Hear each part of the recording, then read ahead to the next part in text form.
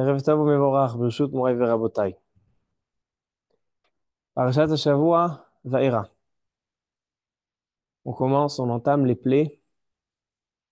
Nous avons dans la paracha les 7 premières plaies qui vont enclencher le processus de la sortie d'Égypte. Et ces 7 plaies, parmi les 10 plaies, forment vraiment le spectacle extraordinaire qu'a fait Akadosh Baruch Hu en Égypte. C'était un spectacle où les spectateurs étaient les, toutes les nations du monde entier.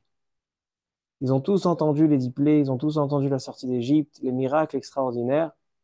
Ça a servi d'un dévoilement général, un dévoilement d'Akadosh Baruch Hu, de Dieu sur terre de manière extraordinaire. Et donc, on va essayer, Bezrat Hashem, ce soir, d'approfondir un petit peu quel est le sens profond de ces 10 plaies. On va voir qu'il y a des plaies qui sont inutiles, il y a des plaies que les Égyptiens arrivaient à faire parce qu'ils étaient des sorciers, ils arrivaient à reproduire le miracle. Quel est le sens de ces plaies? On va essayer d'approfondir tout ça. Ainsi, on va essayer d'expliquer la Haftara. Dans la Haftara de la Paracha, on va lire dans Yechezkel, où là-bas il est écrit Paro melech Mitzrayim. Comme ça, Dieu s'adresse à Yechezkel. Il lui dit Adresse-toi, Paro. Paro melech Mitzrayim, Natani Nagadol. Tu es le grand crocodile. Asher Amar, li yeori va'ani asitini. Que tu as dit, mon Nil est à moi. Donc le grand crocodile, il dit, mon Nil est à moi, le Nil, et c'est moi qui me suis créé. Va'ani asitini. Est-ce que Paro était idiot? C'est moi qui me suis créé. Vous demandez à chaque enfant, à la crèche, 3 ans, 4 ans, c'est un argument qui ne tient pas la route. C'est moi qui me suis créé. De Soter et Atzmo miné ou bé. Ça se contredit. Comment c'est possible que c'est toi qui t'es créé? Parce que si c'est toi qui t'es créé, c'est que tu existais avant de te créer. Et si tu n'existais pas, donc tu ne pouvais pas te créer. Mais en tout cas, Paro l'a dit. Li et ori va ani asitini. Au rabbah. Donc, on va essayer de travailler ces deux thèmes, les 10 plaies, le dévoilement d'Hachem et le phénomène, ce personnage, cette personnalité Paro, qui est le grand crocodile du Nil. Alors, Rabotai, notre paracha contient 4 chapitres. Perek Vav, Zain, Het et Tet. 4 chapitres. Du 6e au 9e. Le premier chapitre, Akadosh Baruch Hu dit à Moshe Rabbeinu, je t'assure, la sortie d'Égypte, ne t'inquiète pas, ça va se passer difficilement. Paro se montrera dur, son cœur s'endurcira. Et il ne voudra pas vous laisser, mais sache que finalement, vous allez sortir. Et donc, la Torah nous dit, nous décrit un petit peu qui était Moshe et Aaron, de qui ils descendaient. On va commencer à dire Réhouven, la tribu de Réhouven, Shimon, jusqu'à qu'on arrive à Lévi, pour décrire qui étaient Moshe et Aaron, donc les descendants de Lévi. Deuxième chapitre de la paracha, on commence à déjà s'adresser à Paro. Moshe et Aaron, ils vont chez Paro et ils lui présentent le premier miracle. Le bâton de Moshe, il le lance par terre et ce bâton se transforme en serpent. Ensuite, la plaie du sang, le Nil, toute l'eau en Égypte se transforme en sang. Et par la suite, le troisième chapitre de la paracha, les grenouilles. Ces 3 plaies, les sorciers égyptiens ont réussi à les reproduire. Jusqu'à qu'arrive la plaie des kinim, des poux. Où ces plaies-là, ces plaies-là, ils n'arrivent pas à le faire. Et la Torah termine avec la plaie de Dever, c'est le bétail qui meurt, Shechin, les boutons, et le Barad, c'est la grêle, des boules de feu et de glace qui s'abat sur l'Égypte. Voici donc notre paracha. Première question. Baruch atah Adonai Eloheinu melech haolam she'akol nהיה b'dvaro. Première question. Hachem dit à Moshe Rabbeinu, va chez Paro et tu lui dis, il faut que tu laisses partir le peuple juif. Paro n'accepte pas. Et il dit, à Kadosh Baruch Hu à Moshe, sache que le chemin sera dur, mais finalement, ça se terminera par qu'il acceptera. La première question, elle est, pourquoi Kadosh Baruch Hu, il a besoin de l'autorisation de Paro pour sortir? Pourquoi doit-on convaincre Paro de sortir d'Égypte?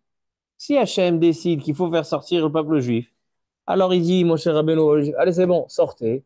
Les Égyptiens, ils essaient d'approcher, ils peuvent pas, parce que Akadosh Baruch Hu, il fera des nissim. Pourquoi il y a besoin de la faire à l'envers? Il faut arriver à un stade où Paro, il dira, oui, oui, oui, laissez passer, laissez partir les Juifs. Pourquoi?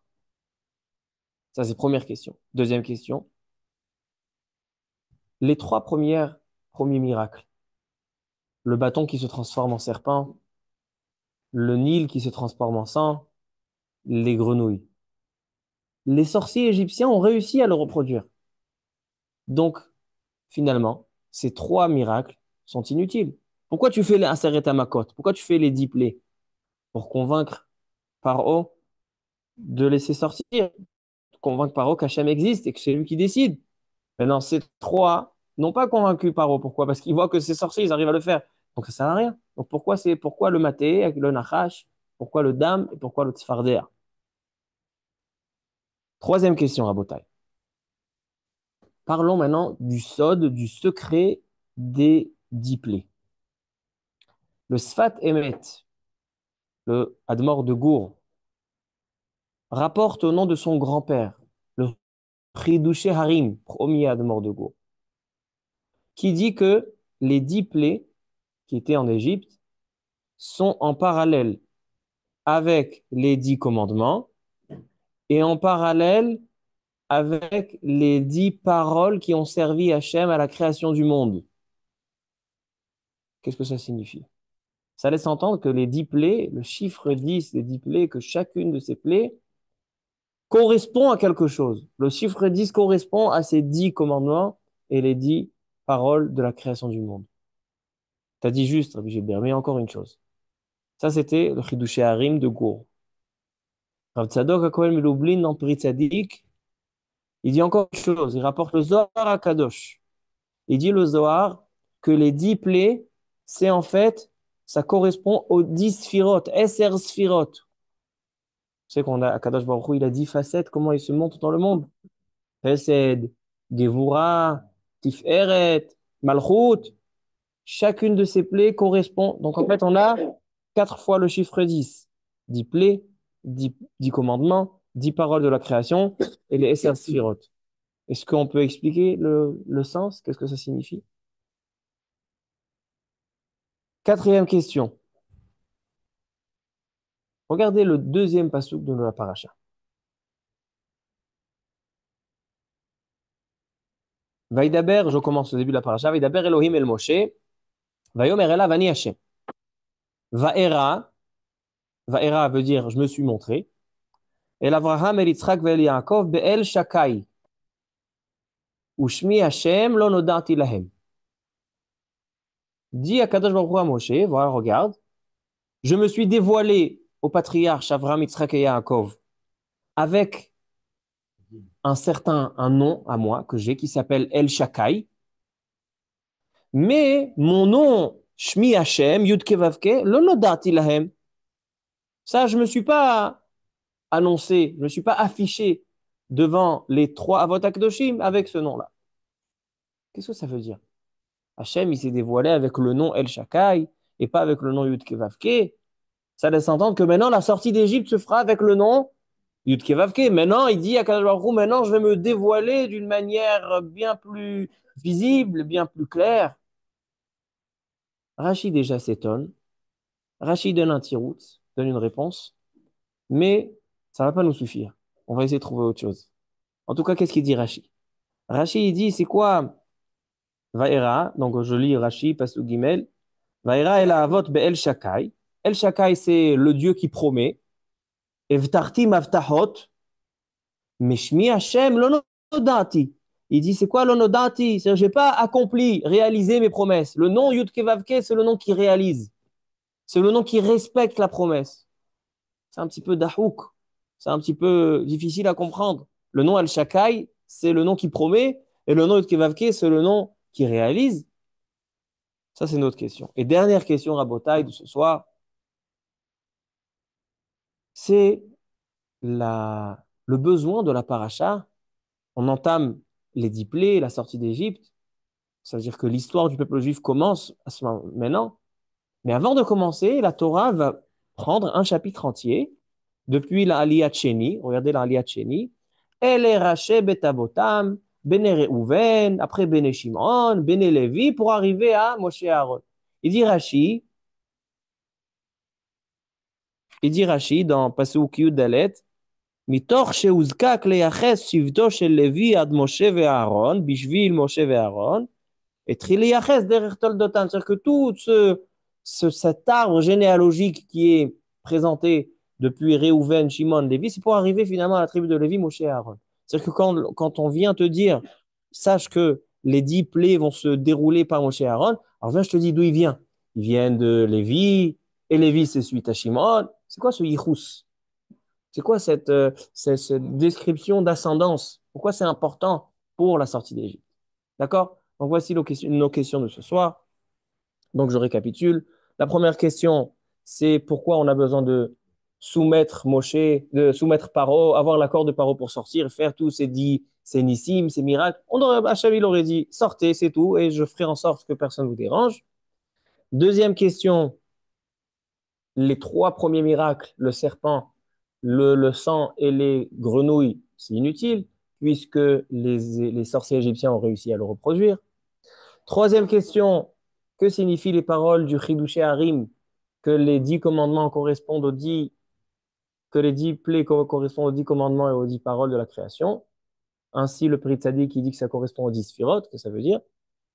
Quatrième question, c'était quelle est la différence entre le nom El Shakai et le nom d'Hachem Yudkevavke? Et dernière question, pourquoi on a besoin de décrire l'ascendance de Moshe et Aaron avant d'entamer l'histoire de la sortie d'Égypte? Alors, Abota, tournez un petit peu les pages. On va à la Haftara de la semaine, la Haftara de la paracha.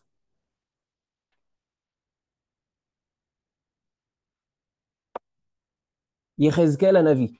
Ko amar Hashem, Elokim, Bekabetzi et Bet Israël min ha'amim, asher nafotzu bam venikdashti bam. Donc en fait, Yechezkel décrit la parole d'Hachem, qu'Hachem compte nous réunir à nouveau sur notre terre pour reconstruire le Beth Amikdash. Et là, Perek Kaftet, il est écrit Bashana ha'asirit, ba'asiri bishnem asar la chodesh, ayad var Hashem elay lemo. Donc Hachem se dévoile à Yechezkel en lui disant Ben Adam, sim panecha al paro melech Mitzrayim. Adresse-toi vers Paro, le roi d'Égypte. Daber ve'amarta.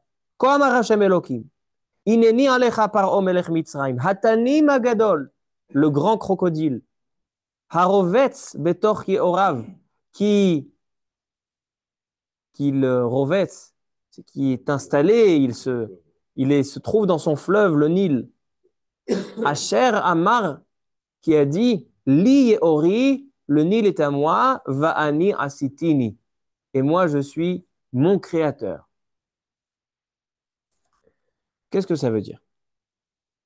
Qu'est-ce que ça veut dire, Li Yeori, Va'ani asitini? Ça, je l'ai entendu de Rav Moshe Shapira. Rav Moshe Shapira, il dit, cet argument de Paro, c'était pas un idiot. Paro, il était hacham.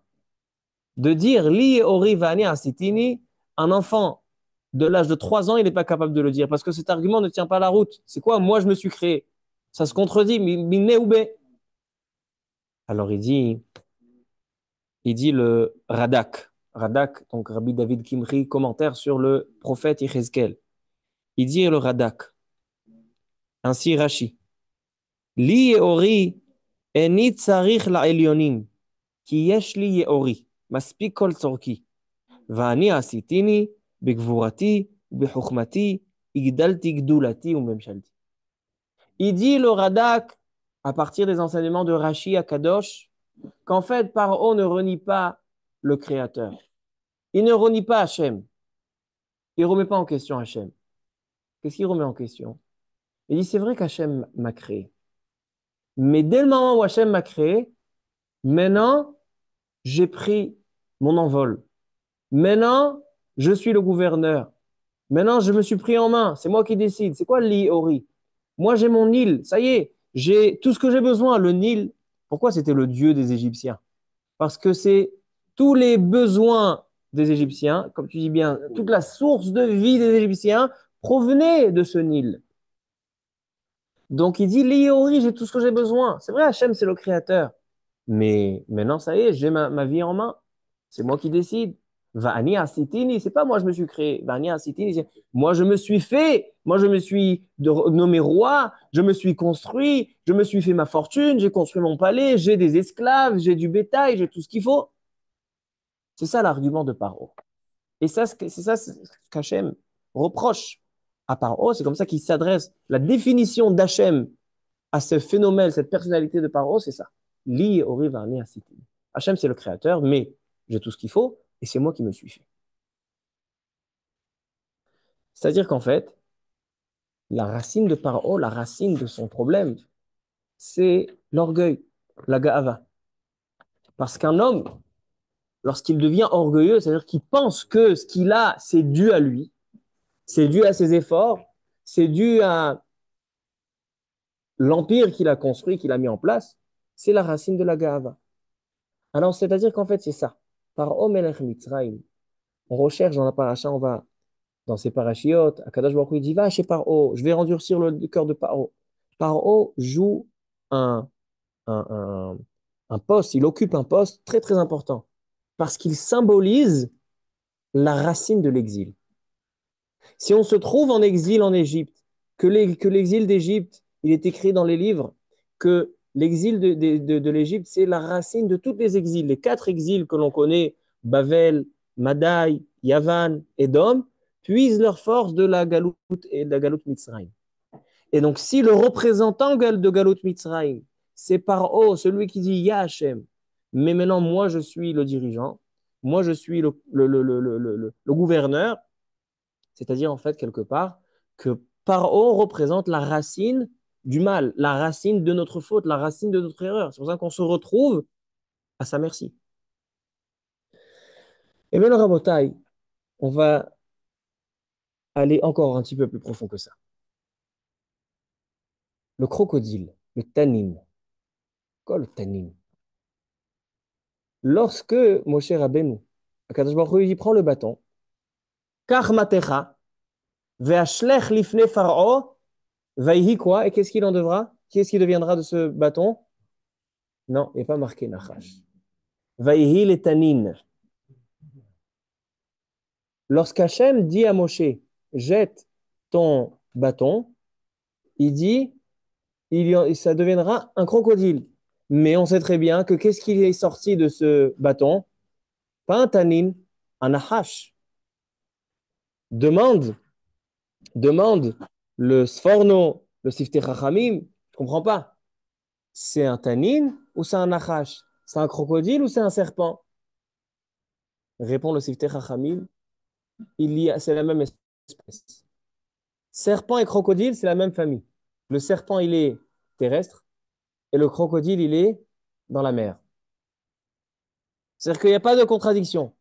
Donc en fait, Rabotai, le premier miracle qui est adressé vers Paro de ce bâton qui se transforme en serpent, c'est un miracle qui concerne Paro personnellement. Parce que Paro, lui, représente le serpent du Nil, c'est le crocodile. Et qu'est-ce que ça veut dire? Le premier serpent que l'on connaît, c'est lequel? C'est le serpent d'Adam Arishon. Maintenant, vous savez pourquoi on a eu l'exil d'Égypte et pourquoi tous les exils aujourd'hui puisent leur force de l'Égypte? C'est quoi la racine? Il dit le Zohar à Kadosh, que tous les exils du peuple juif, c'est seulement pour réparer la faute de Adam Arishon. Par qui est l'auteur de cette faute? Qui est le représentant du mal? C'est le serpent. C'est-à-dire que Paro, représentant de la Galoute Mitzrayim, c'est en fait le descendant de la racine du mal dans le monde qui est provoquée par le Nachash. Maintenant, qu'est-ce que le Nachash, quand il est venu chez Adam Arishon, et il lui a dit, viens, faute. Qu'est-ce qu'il lui a dit? C'est quoi l'argument? L'argument central. Alors, il y a eu, bien sûr, regarde le fruit, il a l'air bon. OK. Tu seras un homme sage. OK. Mais, Vihitem kelohim yodei tov vara. Vous serez comme le Dieu. C'est-à-dire, Dieu, il a peur que vous mangez de cet arbre. Parce que si vous mangerez de cet arbre, vous allez avoir la connaissance et le niveau de Dieu. C'est-à-dire que la racine du nachash, du serpent, c'est cette gava, c'est cet orgueil. Donc en fait, Rabotai, et ça on l'a expliqué il y a quelques semaines, qu'on a trois traits de caractère négatifs chacun de nous, que c'est en fait la racine des trois averot amourot et de tout. C'est quoi? C'est kinat avakavod, la jalousie, les envies et l'orgueil. Et la racine des racines, on avait expliqué, c'était quoi? C'était l'orgueil. L'orgueil, c'est la racine des racines. Lorsqu'un homme, il est orgueilleux, c'est-à-dire qu'il se prend pour quelque chose, c'est là que, bien sûr, il va donner place au plaisir et aux envies. C'est là qu'il va donner place à la jalousie, parce que si moi je suis quelque chose, lui, il me dérange. Donc, toute la racine des racines du mal, c'est l'orgueil. Et ça, c'est ce que représente le Nachash. Et c'est ça ce que représente Paro Melech Mitzrayim. C'est ça ce qu'il dit Paro Melech Mitzrayim. Qu'est-ce qu'il dit Paro? Il dit Mi Hashem Asher Eshmar Bekolo. Vegam et Bnei Israël lo ashaleach. Dit Rabbeinu Ovadia Sforno. Il dit c'est quoi ces deux arguments? Mi Hashem Asher, qui est le Dieu à qui je dois écouter, me soumettre? Vegam et Bnei Israël lo ashaleach. C'est un seul argument. Je n'écouterai pas Dieu et donc je n'en vois pas. Pourquoi ces deux arguments? Il dit parce qu'il dit par oh, il dit le Sforno. Il dit par oh, même si Dieu, vous me prouvez que Dieu il est là et que c'est lui le dirigeant du monde, mais Vegam et Bnei Israël lo hachaleach. C'est-à-dire, c'est quelque chose d'autre, c'est quelque chose d'indépendant que je ne laisserai pas le peuple juif sortir. Et je vais le dire dans ces mots.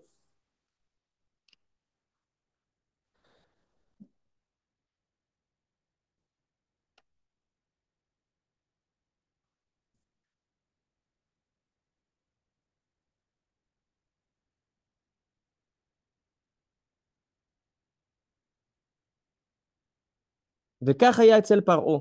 במה שאמר, לי יאורי ואני עשיתיני, הוא מודה שמקור הכל מהבורא יתברך. Il dit, je suis d'accord qu'Hachem existe. Mais, Gava, moi je sais, je décide. Lui, il est là, il est présent. C'est pas que je le remets en question. Vegam et Bnei Israël hachaleach. C'est moi qui décidera. Top. Maintenant qu'on a compris ça, maintenant qu'on a compris que Paro, c'est l'orgueil, c'est le serpent du Nil, c'est le crocodile, et c'est pour ça que lorsque Moshe Rabbeinu il vient et il fait la plaie du serpent, hein, c'est-à-dire que c'est l'introduction des 10 plaies. Le miracle, c'est pas une plaie. Le miracle du serpent, c'est l'introduction aux 10 plaies. C'est-à-dire on vient chez Paro et dit, regarde, toi tu représentes ce serpent-là. Ce serpent-là, c'est le serpent qui représente l'orgueil. Et nous, ce qu'on va te faire maintenant, les 10 plaies, c'est pour te retirer ton orgueil. C'est pour ça qu'on a besoin, on a posé la question, pourquoi on a besoin que Paro il soit d'accord? Parce que Paro, il représente une racine du mal qui se trouve en nous. Paro, c'est pas seulement un personnage. Paro représente la racine du mal dans le monde. La racine du mal, c'est quoi? C'est l'orgueil. Lorsqu'un homme il se prend pour quelque chose. Mais comme on a dit, la racine des racines, c'est quoi les trois premières? C'est kinat, ava, kavod. L'orgueil, les envies et la jalousie. Maintenant, pourquoi un homme il est jaloux de l'autre? Pourquoi l'homme il a des envies? Parce qu'il pense que il faut nourrir et soigner sa propre personnalité. C'est qu'il se prend pour quelque chose. Donc on a expliqué que la racine des racines, c'est la gava. Maintenant, Rabotai, pour la preuve que la racine des racines du mal, c'est l'orgueil, et c'est ce que représente le serpent et par haut le crocodile du Nil, c'est la punition qu'a eu le serpent. Quelle est la ressemblance entre le crocodile et le serpent? C'est que ce sont des animaux qui sont très très proches du sol, n'est-ce pas? N'est-ce pas? Les reptiles, ils sont très proches du sol, ils rampent.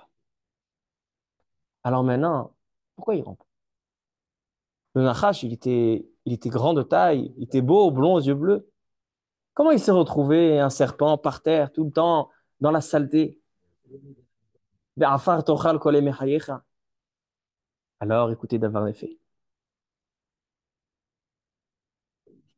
Celui qui se met sur ses pattes, qui se lève, donc il a tendance parfois à penser que il est quelque chose. Comment on appelle la Gahava? Govalev, c'est la hauteur. Lorsqu'un homme, il se met en hauteur, c'est l'homme qui est Gavtan. Alors maintenant, qu'est-ce qu'il a dit le Nachash? Nachash, il a dit, Hachem, tu m'as créé, merci beaucoup. Hazak ou Baruch. On va te faire Miché Berach. Mais, moi, je suis quelqu'un. Qu'est-ce qu'il fait à Kadash Baruch Hu? Moridoto. Il le descend.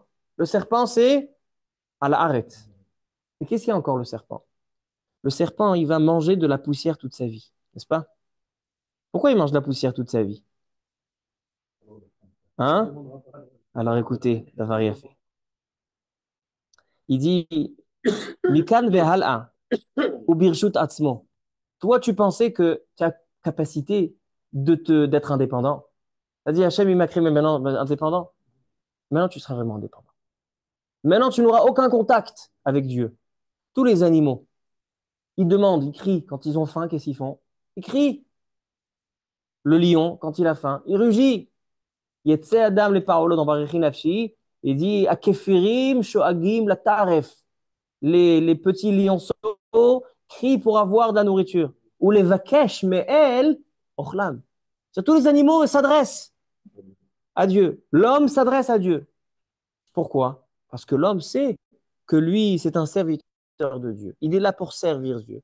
Donc, le serviteur, il dit voilà, j'ai besoin de ma pension, j'ai besoin de ma portion de nourriture journalière.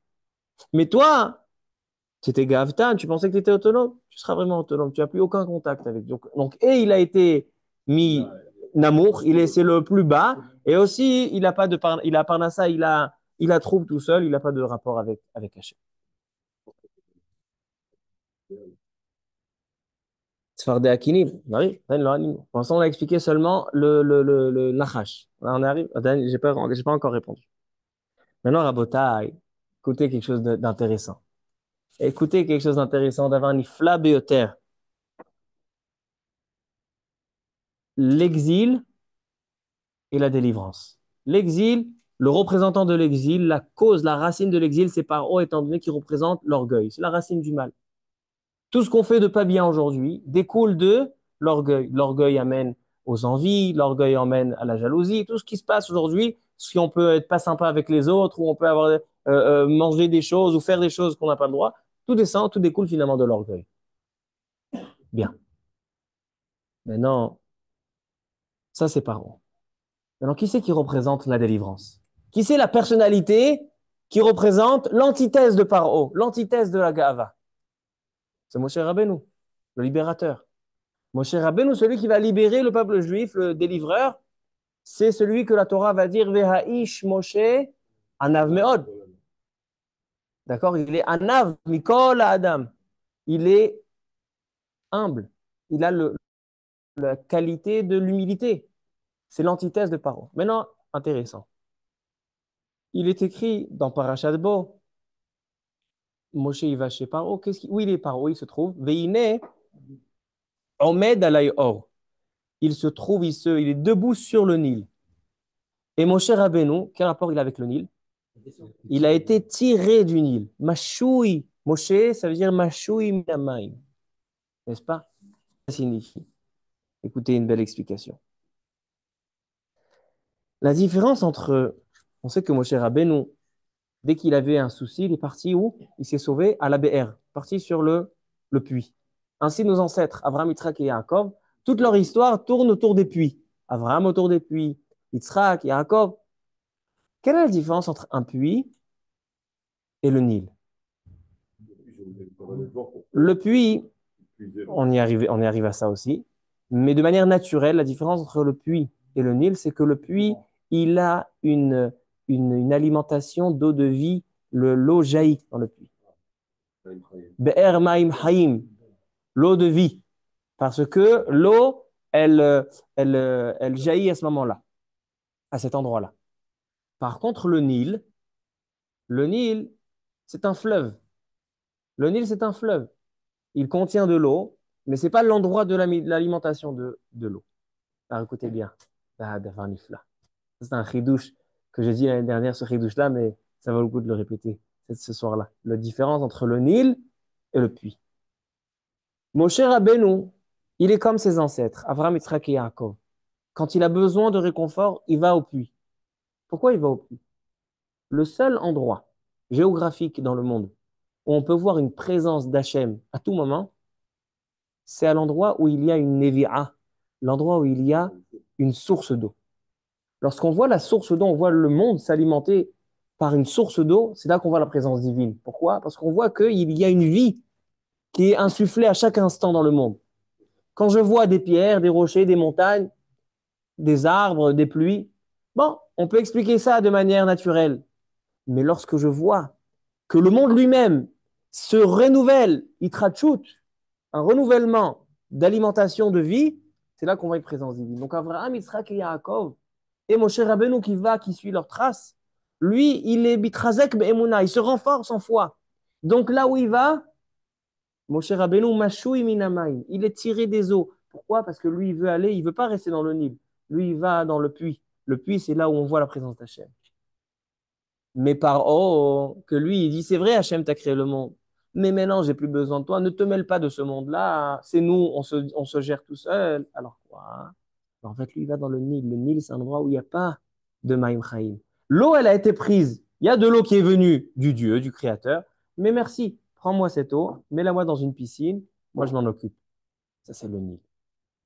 La différence entre le puits et le Nil, c'est que le puits, à tout moment, l'endroit est alimenté par la présence divine, par Hachem. C'est la source de la Emouna. La source de la Emouna.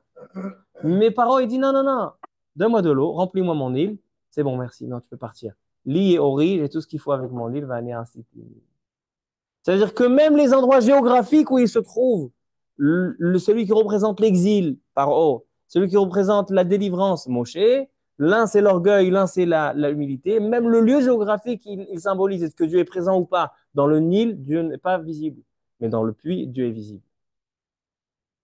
Maintenant qu'on a compris ça, Rabotai, c'est ainsi le mazal de mois de Shvat. Vous savez que le mazal du mois de Shvat, c'est le seau, le dli. Qu'est-ce qu'on fait avec le seau? On va dans le puits, dans la source, et on va puiser de l'eau, mimakor ma'im chaim, de l'endroit de l'eau de vie. Qu'y a-t-il de particulier dans le mois de Shvat?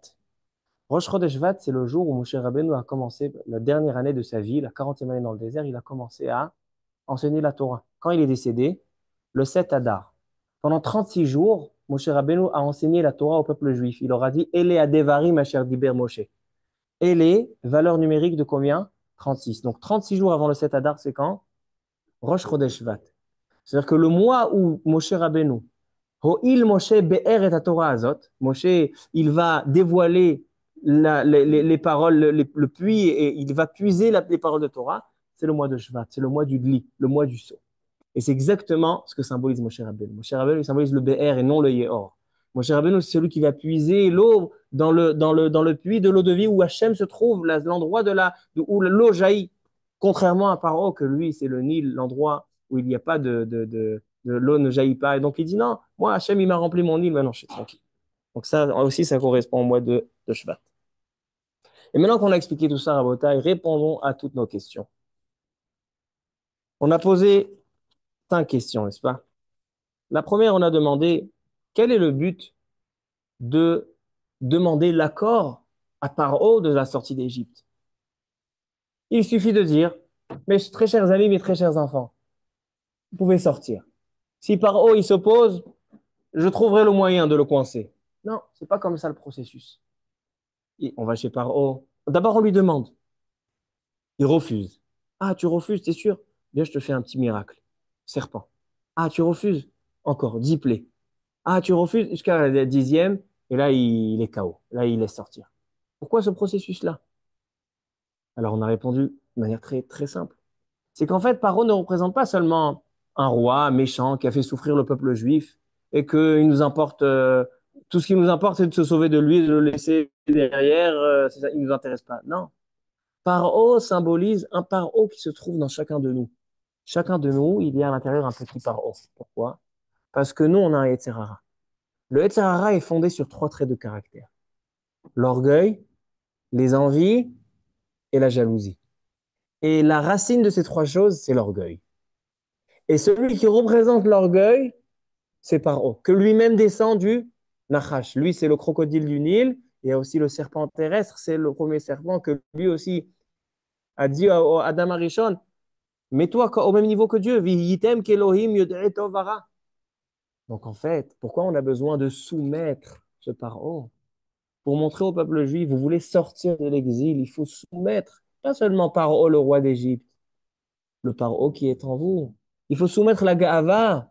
Et quand tu vois qu'Hachem, il frappe, Hachem se montre, tu comprends le message. Hachem, c'est pas seulement le créateur, Hachem aussi, c'est le dirigeant.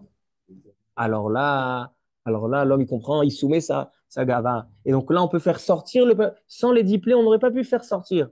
On ne peut pas faire sortir le peuple juif. Pourquoi? Parce que le peuple juif, il a en lui cette gava, parce que s'il n'avait pas cette gava, il ne serait pas en exil chez Paro, le maître de la gava.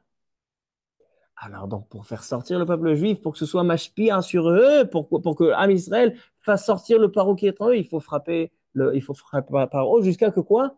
Jusqu'à que Paro, il dit, il se soumet, laissez sortir.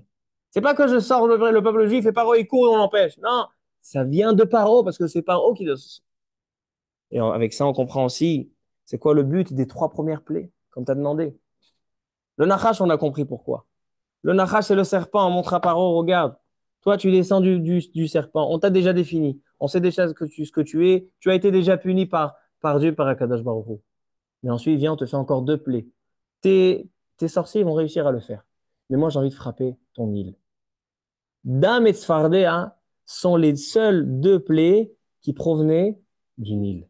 Le Dam, c'est le sang, le Nil qui s'est transformé en sang, et les grenouilles, d'où ils sont sortis? Ils sont sortis du Nil. Après, les autres, c'était en Égypte. Mais on veut montrer à Paro, regarde, ton compte en banque. C'est quoi le compte en banque de Paro? C'est le Nil. Le compte en banque sur lequel tu te reposes, ça, j'attaque. C'est vrai qu'ils vont réussir à le faire, mais je t'ai montré juste que j'ai accès. J'ai accès à tes comptes.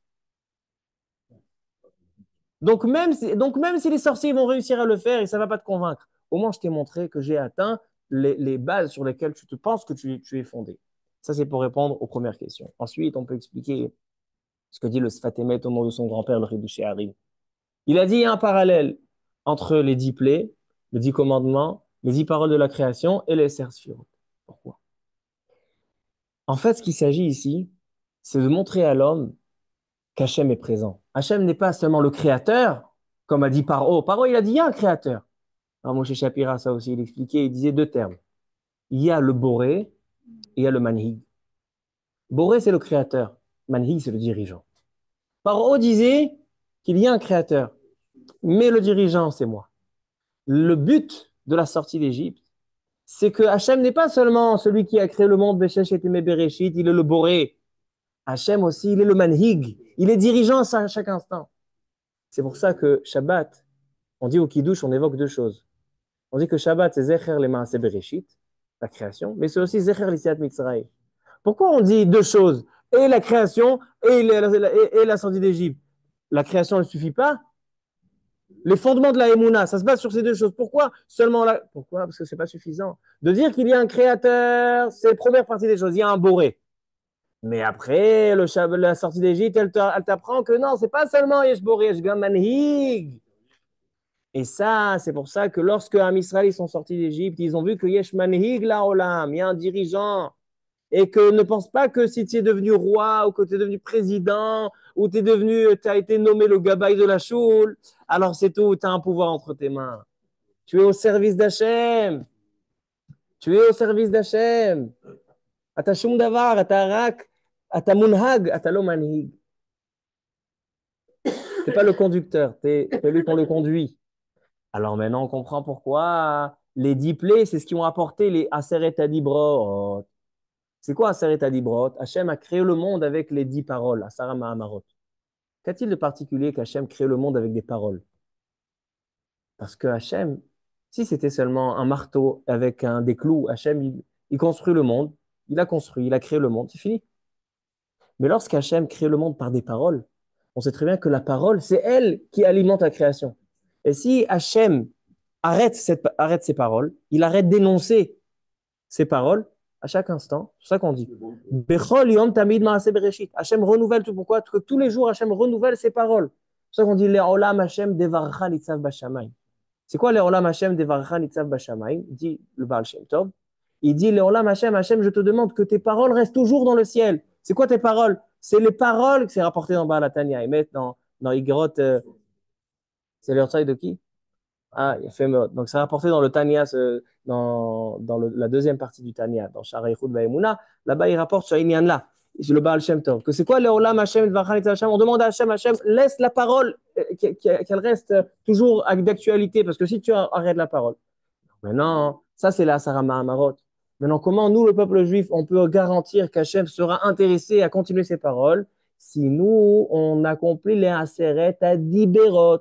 Sarah Mahamarot, c'est le Mahamar et le Dibour. Amira et Dibour, c'est des choses complémentaires. On peut faire aussi sur ça, on a un rayon. Mais l'homme chané. En tout cas, on voit ici que lorsque Am Israël, ils ont vu qu'il y a un dirigeant dans ce monde, alors c'est là qu'Hachem, il a dit, ah, vous reconnaissez le dirigeant? Alors maintenant, je vais vous donner la possibilité de continuer à me rendre le dirigeant par l'accomplissement des Aseret Dibrot. Et ça, c'est ce qui affirmera les Asara Mahamarot. Et étant donné que toutes ces trois choses, c'est en fait le dévoilement d'Hachem dans ce monde, c'est pour ça que c'est les Ser Sphirot, c'est les 10 facettes d'Hachem, comment ils se dévoilent, comme dit Rabbi Tzadok à Cohen Miloubli. Et les deux dernières questions, on a dit, c'est quoi, quelle est la différence entre le nom El Shakai et le nom Yud Kevavke? Vous savez c'est quoi la différence? El Shakai, c'est quoi le nom? C'est le nom El Shaddai. Milachon, ça vient quoi Lachon, le langage, ça vient Milachon Meshadded Ham'arachot. Les Shaddad, c'est quoi? Shaddabo. Quelqu'un qui peut tout mélanger, quelqu'un qui peut tout remettre en question. Meshadded Ham'arachot, quelqu'un qui peut changer les lois et les règles des lois de la nature. Ça, c'est El Shakai. El Shakai, c'est quand Kadosh Baruch Hu, il a montré qu'il a une force surnaturelle. Ça, c'est El Shakai. Mais il y a un autre nom d'Hachem, Yud Kevavke, Havaya. Havaya, c'est l'existence comme elle est. C'est pas les miracles extraordinaires, l'existence comme elle est, la Havaya. Donc en fait, un homme, parfois, il peut se dire, oui, c'est vrai, Hachem, c'est un Dieu, que parfois il descend, il fait un miracle, après il repart.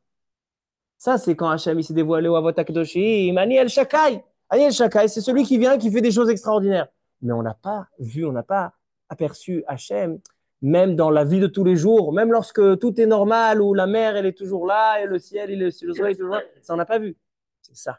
La sortie d'Égypte, la Seret Hamakot, c'est là qu'on voit qu'Hachem, il n'est pas seulement Ani Hachem El Shakai, il est aussi Ani Hachem, Shmi Hachem Lonodart Ilaim Yud Kevavke, je leur ai montré que je suis le Manhig, je suis le dirigeant, à chaque instant je suis là. Et celui qui m'havé la bria, si la bria, la création, elle existe à chaque instant, cette havaya, elle vient par cette direction de chaque instant. Et la dernière question, on a dit, pourquoi au début de l'histoire de la sortie, on a besoin d'être meyaches Moshe et Aaron? De dire, qui c'est Moshe et Aaron? D'où ils viennent? D'où ils descendent? Parce que Moshe et Aaron, pour deux raisons. Moshe et Aaron, ils viennent maintenant pas seulement faire des miracles et faire sortir le peuple juif. Moshe et Aaron, ils sont là pour en fait rendre Hachem présent. Moshe Rabbeinu, il le rend présent en Égypte. Et après, Aaron à Cohen va le rendre présent dans le Mishkan. C'est-à-dire que le tafkid, la mission de Moshe et Aaron dans leur vie, c'était de rendre Hachem présent dans ce monde. Comment tu as le mérite de rendre Hachem présent dans ce monde si tu n'es pas le descendant de Abraham, Yitzhak et Yaakov, que eux étaient ceux qui ont connu Hachem et qui l'ont fait résider dans ce monde. C'est pour ça que lorsqu'on vient commencer commencer le processus du livre de Shemot, la délivrance et le Mishkan, il faut d'abord dire, Moshe et Aaron, d'où vous venez, Bichlal? D'où vous avez cette force de dire, voilà, moi je vois Hachem à chaque instant? Ils sont les Youchassim, ils sont les enfants de Lévi, les frères de Réhouven, Shimon, enfants de Yaakov, Abraham, Yitzhak et Yaakov. Alors ça, c'est Rabotai. Le sens et le secret de ce spectacle des 10 commandements, c'est pas seulement des miracles, c'est pas seulement des coups que les Égyptiens ont pris sur eux et que les Juifs, ils ont profité pour pouvoir sortir d'Égypte. C'est tout un processus de dévoilement d'Hachem dans le monde. Qu'Hachem n'est pas seulement le créateur, mais Hachem, il est aussi le dirigeant à chaque instant de ce monde. Et c'est ça, Shmi Hachem Lonodat Ilahem. Maintenant, dans cette paracha, Hachem va devenir non seulement présent dans la création, mais aussi présent à chaque instant dans la direction, la direction de ce monde. Et c'est ça ce qui va nous offrir, depuis les 10 plaies, ça va nous offrir les 10 commandements, et ce qui va affirmer les 10 paroles de la création du monde pour dévoiler Hachem de toutes ces 10 facettes, Esther Sphirot. Baruch Adonai Le'olam. Amen.